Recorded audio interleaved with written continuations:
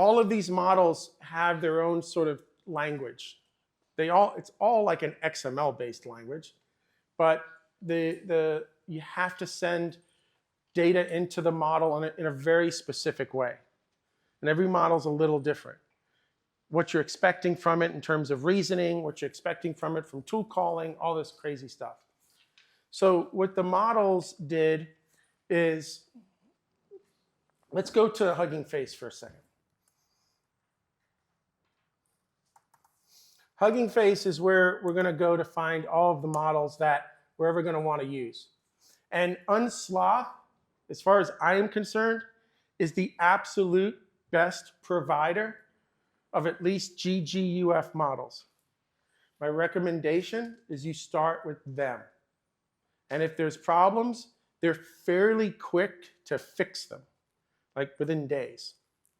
There's another person named Bart something. I can bring it up. So if I can't find an Unsloth, I go there. But in all honesty, try to stay here and you're going to have the most success. And you can see on this page, all of these providers of models sort of have their own collections page. But the model that we're going to be playing with today, let's see if I can find it in this list here. I should just find it in my history. This one right here. Okay. And every one of these models have their own page. Let's just walk through this page real quick because it took me a long time to sort of figure out how to navigate just this page alone. And it's going to help us also with some of the information that's in it.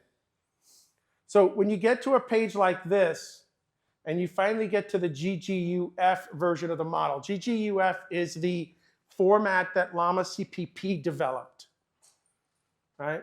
And it's essentially a format of how the different layers of the model is laid out in the file. And then at the very top, there's a GGUF header with all the metadata in it.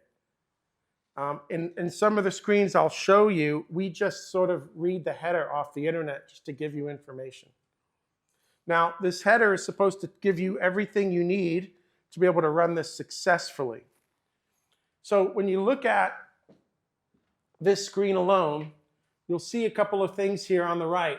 You'll usually see a list of all the different sort of versions of the model that you'll be able to run.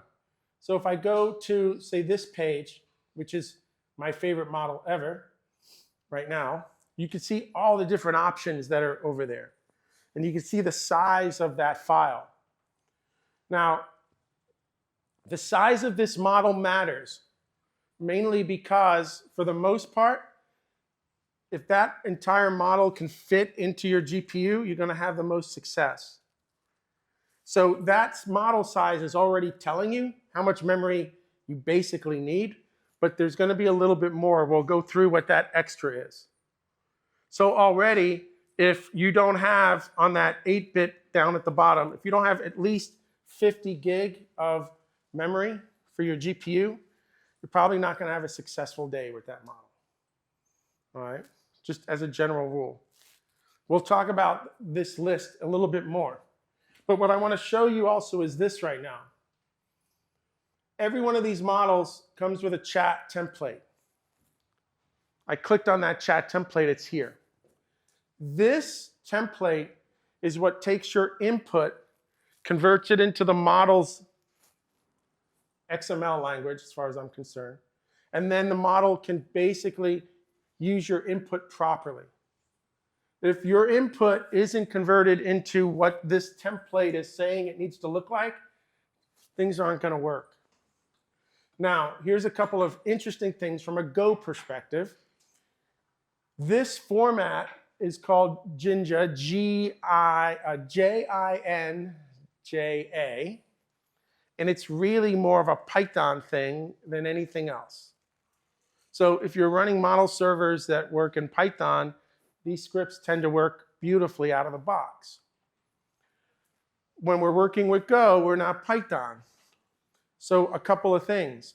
One, from my understanding, Ollama converts this stuff to a Go template, which is usually why you have to wait a little bit longer on Ollama to get a model, because they have to do this conversion, make sure it works.